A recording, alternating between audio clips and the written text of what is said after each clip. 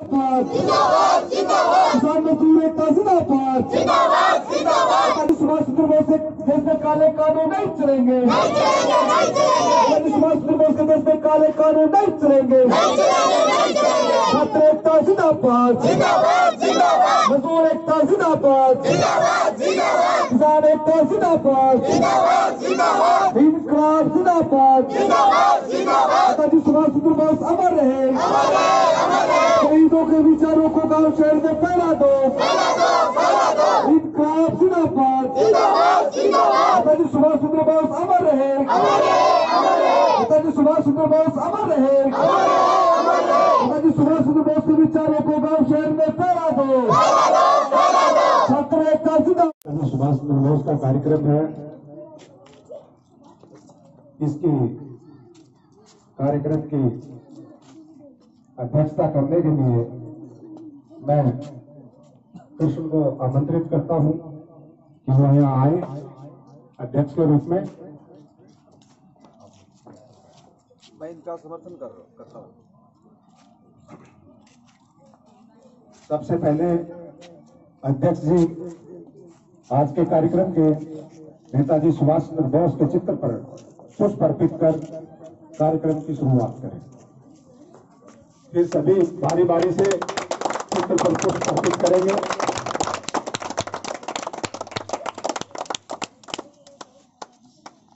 अब सभी लोग आइए और पुष्प अर्पित कीजिए।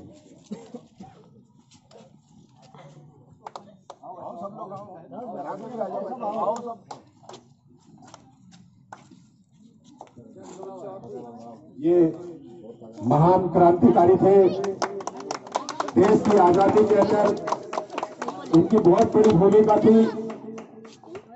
नेताजी ने नारा दिया था दिल्ली चलो का और कहा था कि तुम मुझे खून दो मैं तुम्हें आजादी दूंगा। साथियों, आज हम बड़ी कठिन परिस्थितियों के अंदर नेताजी सुभाष चंद्र बोस की 125वीं जयंती मना रहे हैं। ये पूरे साल भर 2022 तक हम पूरे साल इस जयंती को मनाएंगे और हर जगह गांव-गांव, गली-गली, मोहल्ले-मोहल्ले, ढाणी-ढाणी ये कार्यक्रम होगा पूरे साल भर। आज हमारे देश के अंदर एक बार वीडियो को आने देना। जो संकट पैदा हुआ है, इस संकट को उन क्रांतिकारियों ने उसी समय पहचान लिया था और इसके बारे में आम जनता को आगाह किया गया था। आज हम देख रहे हैं कि गरीब मजदूर किसान किस बदहाली के अंदर जी रहा है। जब देश आजाद हुआ था उस समय सभी ने सोचा था कि हमारा देश है, आजाद होगा तो हमारी दुर्दशा जो है वो सुधर जाएगी।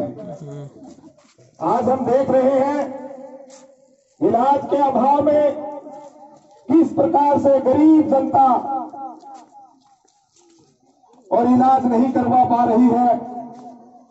हॉस्पिटलों को प्राइवेट हाथों में बेच दिया गया है।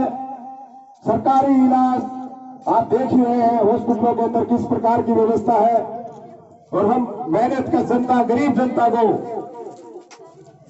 लड़ने के लिए छोड़ दिया इन सरकारों ने, चाहे किसी की भी सरकार हो। यही हालत नौकरी के अंदर है, यही स्कूलों की हालत कर दी है। बच्चों की फीस देना भी अब मुश्किल हो रहा है। ये जो बदहाली है ये क्यों है, इसको समझना जरूरी है। राजनीतिक चेतना से आप लोगों को जागना बहुत जरूरी है।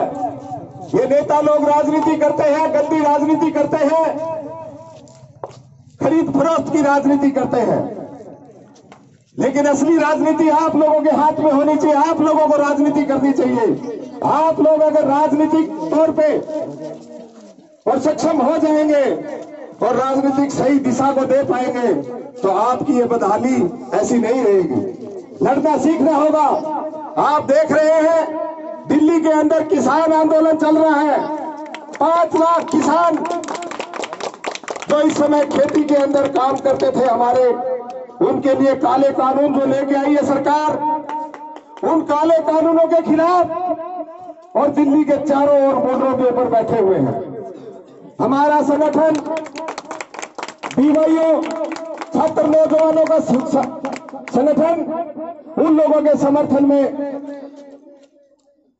शाहजहां बॉर्डर से, सिंधु बॉर्डर से और हुसैनी वाला भगत सिंह की समाधि तक मोटरसाइकिल मार्च किया और पिलानी से हमारे छात्र नौजवान सिंधु बॉर्डर जाकर के और उनको किसानों का समर्थन किया।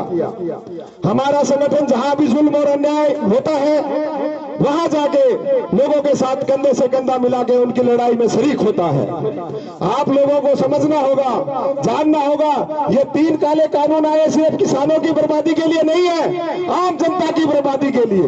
ये जो 2 रुपए किलो गेहूं मिलते हैं सरकार से, ये 2022 के बाद बंद हो जाएंगे। आपको पता, अच्छे दिनों का वादा करने के बाद सिलेंडर की सब्सिडी खत्म हो गई है। कहा था कि आपके जियो बैलेंस पे अकाउंट खोला जाएगा बैंकों के अंदर, आपकी सब्सिडी सीधी आएगी। बीच में बिचौलिए खा रहे हैं। कौन बिचौलिए खा रहे हैं? आज सब्सिडी बंद हो चुकी है सिलेंडर की, गरीब लोगों का जीना दूभर हो चुका है।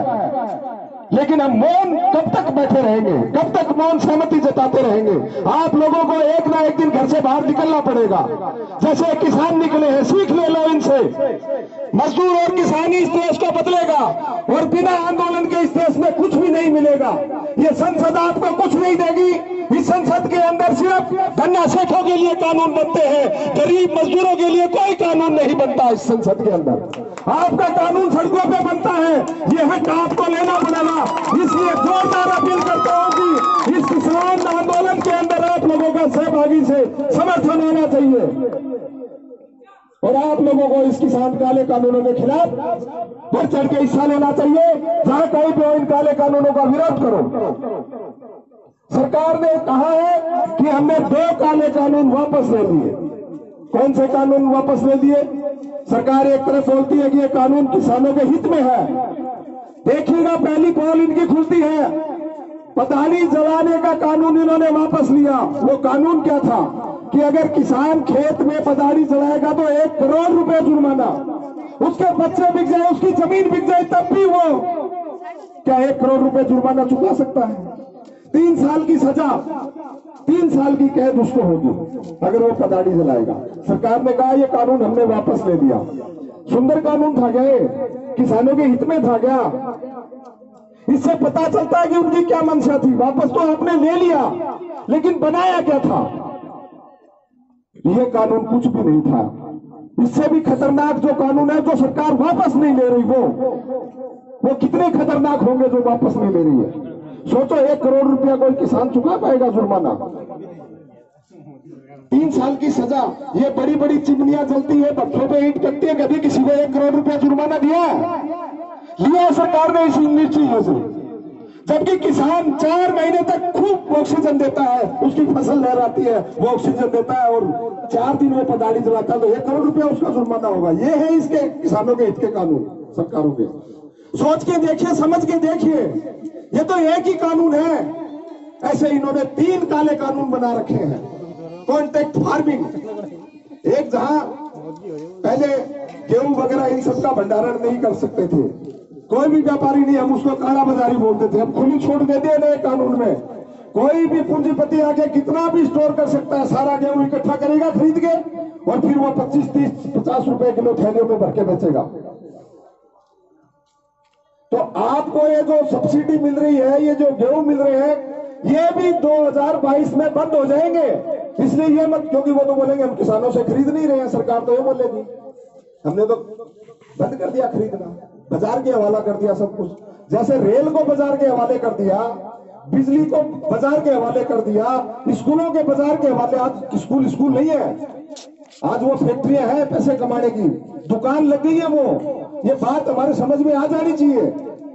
अगर इसके खिलाफ हम नहीं बोले और इनके खिलाफ नहीं लड़ेंगे तो हमारी दुर्दशा और ज्यादा हो जाएगी। आज काम धंधा भी मिलना मुश्किल हो गया है। चेजो बाठो भी बन मिल सका, आज यहाँ की दुर्दशा हो गई है। पढ़ा लिखा कितना ही नौजवान इंजीनियरिंग करेगा, आज खाली बैठा है। बेरोजगारी चरम पे है और सरकार हमें खूब नौकरी दे रहा है। महंगाई आज चरम पे है।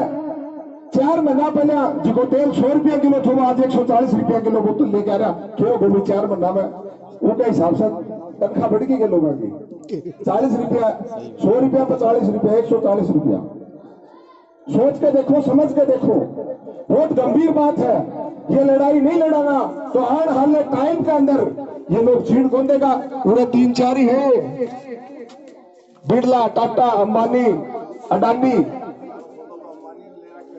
तो अड़ गई हाथ में जागो तो बोला को ना पा। आज ये किसान 5 लाख बैठे हैं।